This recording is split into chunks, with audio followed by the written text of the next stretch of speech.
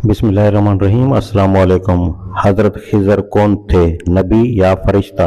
या कोई बुजुर्ग हस्ती? हज़रत खिज़र ने जो 3 काम किए थे वो अल्लाह ही के हुक्म से थे, मगर ये बात भी वाज़ेह है कि उनमें से पहले 2 काम ऐसे थे जिनकी इजाज़त अल्लाह की भेजी हुई किसी शरीयत में किसी इंसान को कभी नहीं दी गई।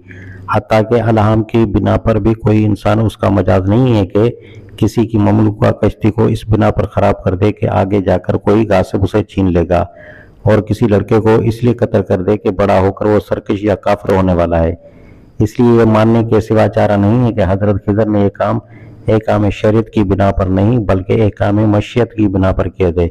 और ऐसे एक काम के लिए अल्लाह ताला इंसानों के सिवा एक दूसरी किस्म की मखलूक से काम लेता है। किसी की नौयत ही से यह जाहिर है कि अल्लाह ताला ने हज़रत मूसा अलैहिस्सलाम को अपने इस बंदे के पास इसलिए भेजा था कि पर्दा उठाकर वो एक नज़र उन्हें ये दिखाए कि उस कारखाने मशीयत में किन मसलहतों के मुताबिक काम होता है जिन्हें समझना इंसानों के बस में नहीं है। सिर्फ इस बिना पर कि अल्लाह ताला ने हज़रत खिज़र के लिए बंदे का लफ्ज़ इस्तेमाल फरमाया है, उनको इंसान करार देने के लिए काफ़ी नहीं है। सूरतुल अंबिया आयत 26 और सूरतुल ज़रख़रफ़ आयत 19 और मुतअद्दिद दूसरे मकामात पर फरिश्तों के लिए भी ये लफ्ज़ इस्तेमाल हुआ है। वजाहत: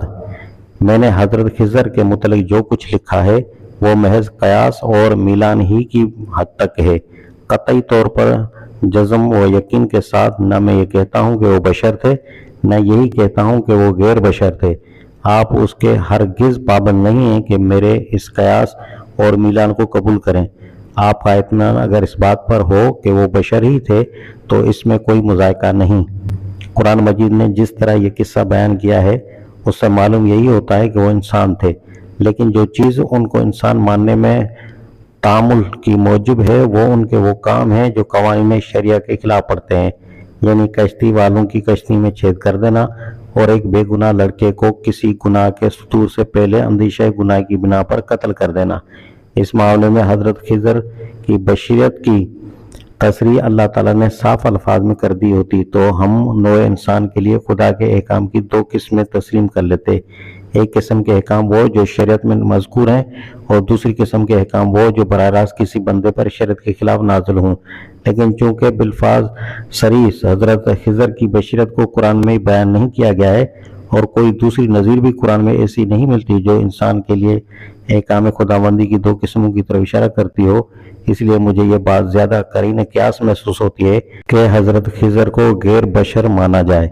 ये बात भी सही नहीं है कि जो काम इंसानों के करने के हैं वो फरिश्ते अंजाम नहीं देते,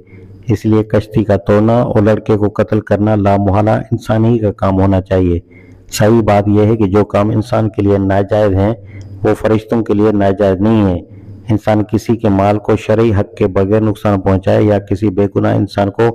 कानून के खिलाफ कत्ल कर दे तो ये गुनाह है, मगर फरिश्ते काम कज़ा कदर के तहत रोज़ाना लाखों इंसानों को मुख्तलिफ बेशुमार तरीक़ों से हलाक और आए दिन आफात अर्जी और समावा के ज़रिए से इंसानी अमला को तबाह करते रहते हैं। इसी तदबीर खुदाबंदी पर से ज़रा सा पर्दा हटाकर हज़रत मूसा अलैहिस्सलाम को दिखाया गया कि कारकुनान कज़ा कदर किस तरह किन मसलहतों के तहत अपना काम कर रहे हैं, और इंसान के लिए ख्वाह वो हज़रत मूसा अलैहिस्सलाम जैसा अजीम इंसान ही क्यों न हो, उसकी हिकमतों और मसलहतों को समझना कितना मुश्किल है। हज़रत मूसा अलैहिस्सलाम और खिज़र अलैहिस्सलाम के ग़िज़ा तलब करने से भी बशीरत खिज़र पर इस्तिदलाल दुरुस्त नहीं। कुरान में यह तस्रीह नहीं है कि हज़रत खिज़र ने हज़रत मूसा के साथ वाक़ई खाना खाया था। हज़रत खिज़र के लिए हमने उसे अपनी तरफ से रहमत अता की और उसे अपने पास से इल्म सिखाया। बिलाशुबा इन अल्फाज से मुशाबह है जो कुरान मजीद में मुतअद्दिद मकाम पर अंबिया अलैहिस्सलाम के बारे में इरशाद हुए हैं, और किसी फरिश्ते के लिए इस तरह के अल्फाज इस्तेमाल होने की कोई नज़ीर कुरान में नहीं है।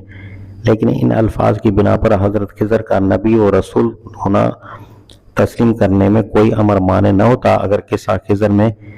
कश्ती खराब करने और लड़के को कत्ल कर देने का वाक़या मज़कूर न होता। इन 2 वाक़यात की मौजूदगी में नबूवत खिज़र तस्लीम करने के बाद